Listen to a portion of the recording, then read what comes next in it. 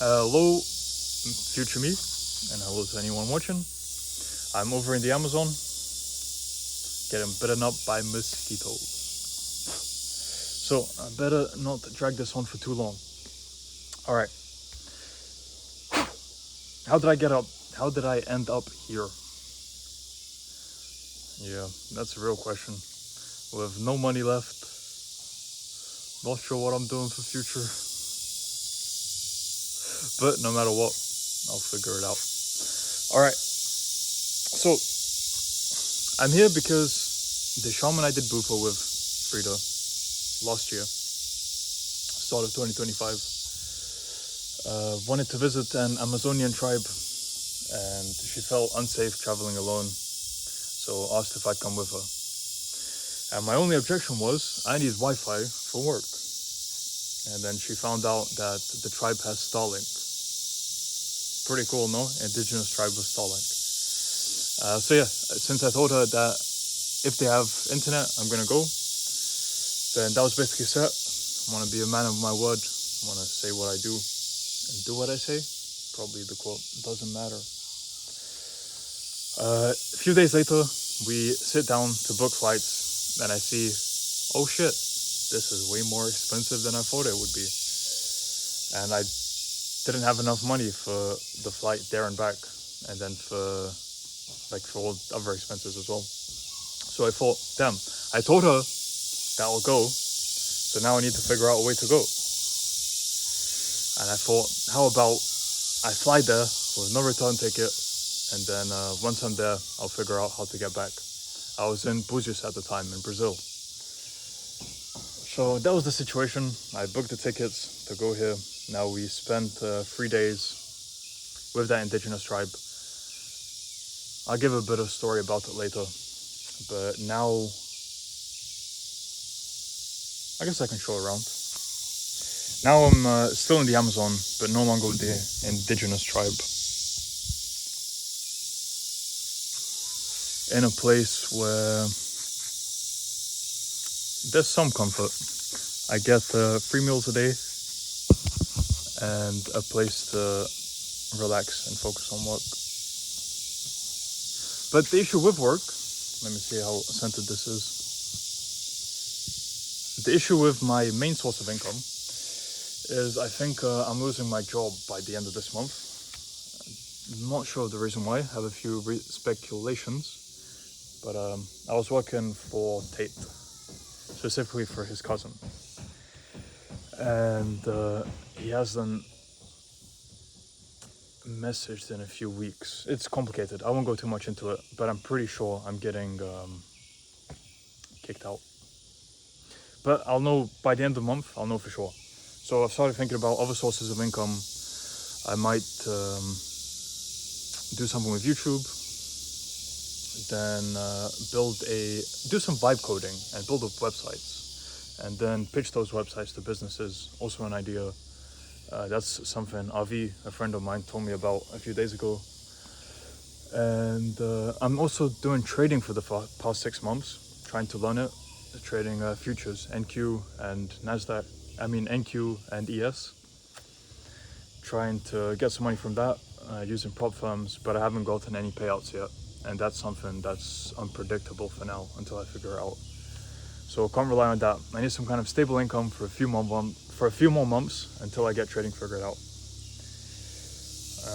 That was quite a bit of rambling, huh? So yeah, right now I'm here until the 30th. And then I need to head back to Rio because I have my things in a locker paid for until 31st. And I still don't have money to fly back. So yeah, I need to figure something out in 1 week. Maybe I'll keep you updated. Alright, or maybe I just extend the storage a bit more and then try stay here longer. I don't know, I'll see. We'll see how things go. But yeah, I'm gonna watch some videos on the vibe coding thing to make websites. Meditate, do some ayahuasca as well. That reminds me, the story with the tribe. Alright, we get there first day, and then I'm told that there's no place for me to sleep in the huts. The shaman woman, Frida, I'll just call her Frida, so I don't have to say shaman woman. She had a room to herself, but that was the only spare room they had. So I ended up sleeping on a hammock outside, but was actually not too bad. So we did ayahuasca with them 2 nights in a row. Watch how they prepared the ayahuasca as well.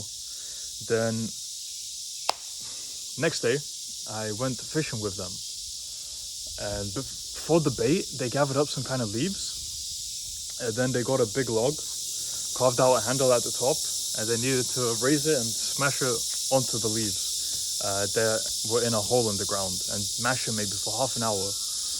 I don't know the point of the mashing, like what it was, but then they used it as bait for the fish in the river. So once it was all done, took it out and just scattered it out.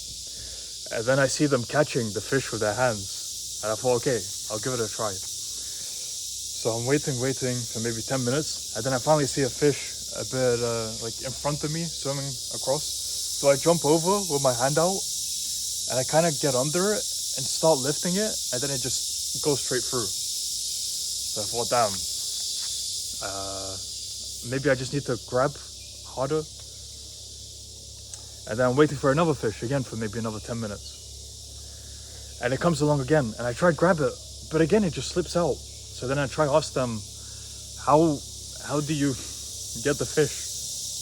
But I don't speak their language, so it was all kind of trying to use hand motions. And then they showed me, you put your fingers like this, and then when you go down, you cup them like this, and then cup them and lift up. That's the best I can show with how the camera is elevated. The next fish that came along, like a few minutes later, I tried that, and boom, I had a fish in my hand. And after that, caught a few more like that, and then they got a stick like this with a net, with a basket over like this big. There's a boat passing now, so motor's pretty loud, but it should still be able to hear me. Yeah, then I used that basket stick, and it was so much easier. Caught maybe 7 fish with that. And then, yeah, we went back.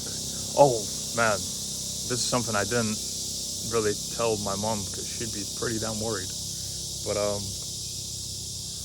on the way back, it was 3 of us on a motorbike in like thunderstorm rain. Heavy rain. With the road like near flooded, like good amount of water on the road, going about 80 kilometers an hour. And I just have my head down. I can't even try to look out to prepare for something. Like if I see a hole or something, maybe I could brace myself, jump off. I don't know. Like you think there's maybe something you can do if you can react in time. Probably not, but anyway, it's good. At least I try to be optimistic.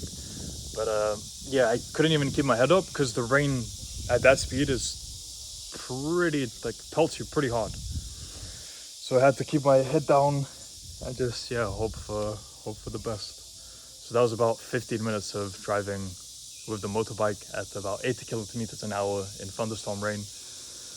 Probably the most dangerous part. Like, people think Amazon is dangerous. It's not that bad.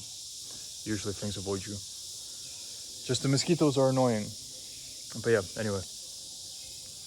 Then second night of ayahuasca, pretty cool. So this indigenous tribe do ayahuasca for happiness, which is something I never thought about before.